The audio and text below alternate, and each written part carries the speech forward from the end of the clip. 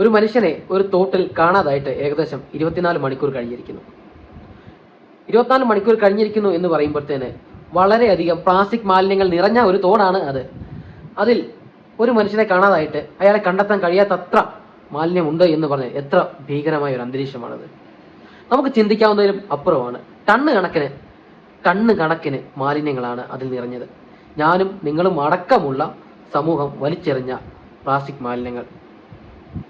നമ്മൾ വിചാരിക്കുന്നില്ല ഇങ്ങനെ ഒരു അപകടം ഉണ്ടാകും. നമ്മളൊരു കുപ്പി വലിച്ചെറിയുമ്പോൾ, നമ്മളൊരു പ്ലാസ്റ്റിക് കവർ വലിച്ചെറിയുമ്പോൾ അതിൽ ഒരു ജീവൻ പൊരിഞ്ഞു പോകുമെന്ന് നമ്മൾ ഒരിക്കലും ചിന്തിക്കുന്നില്ല.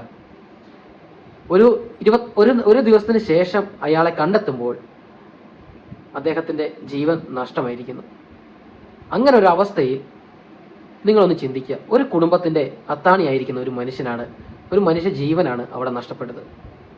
ഇനിയെങ്കിലും പ്ലാസ്റ്റിക് മാലിന്യങ്ങൾ വലിച്ചെറിയുമ്പോഴും കുപ്പിയും അടക്കമുള്ളവ വലിച്ചെറിയുമ്പോഴും ഒരു ജീവനെ നഷ്ടപ്പെടുത്താനുള്ള ശക്തി അതിനുണ്ടാകുമെന്ന് നമ്മൾ തിരിച്ചറിയുക. ദയവ് ചെയ്ത് ഇനി ഇത്തരം പ്രവർത്തികൾ ചെയ്യാതിരിക്കുക, പ്ലാസ്റ്റിക് വലിച്ചെറിയാതിരിക്കുക, നമ്മുടെ നാട്ടിലെ പുഴകളും തോടുകളും ഒക്കെ വൃത്തിയായി സൂക്ഷിക്കുക. അതുമാത്രമല്ല, 24 മണിക്കൂറിന് ശേഷം അദ്ദേഹത്തെ കണ്ടെത്തുന്നത് റോബോട്ടിക് സംവിധാനം വഴിയാണ്. ഇതാദ്യം ചെയ്യുകയായിരുന്നെങ്കിൽ, അദ്ദേഹത്തെ കാണാതായ അല്ലെങ്കിൽ അദ്ദേഹം ആ തോട്ടിൽ അകപ്പെട്ട ആ നിമിഷം ആദ്യം ഇത് ചെയ്യുകയായിരുന്നെങ്കിൽ ഒരു പക്ഷേ ആ ജീവൻ സംരക്ഷിക്കാൻ കഴിഞ്ഞേനെ. ഒരുപാട് തിരിച്ചറിവുകൾ നമ്മുടെ നാടിന് വരേണ്ടതായിട്ടുണ്ട്. അതുകൊണ്ട് ഇനി ഒരിക്കലും ഇങ്ങനൊരു അവസ്ഥയിലേക്ക് പോകുന്ന ഒരു സാഹചര്യം ഉണ്ടാക്കരുത്. പ്ലാസ്റ്റിക് വലിച്ചെറിയരുത്.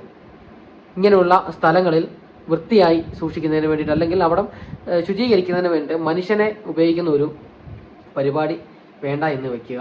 അവിടെ ആ മനുഷ്യന് പകരം റോബോട്ടിക് സംവിധാനമോ മറ്റെന്തെങ്കിലും ഉപയോഗിക്കാമല്ലോ. ആധുനിക കാലമല്ലേ, ഒരുപാട് വളർന്നു പോയില്ലേ നമ്മുടെ ടെക്നോളജികൾ. ദയവ് ചെയ്ത് വിവേകപൂർവമായി ഓരോ ആളുകളും, ഞാനും നിങ്ങളും അടക്കമുള്ള ഓരോരുത്തരും വളരെ വിവേകത്തോടു കൂടി കാര്യങ്ങൾ ചെയ്യുക.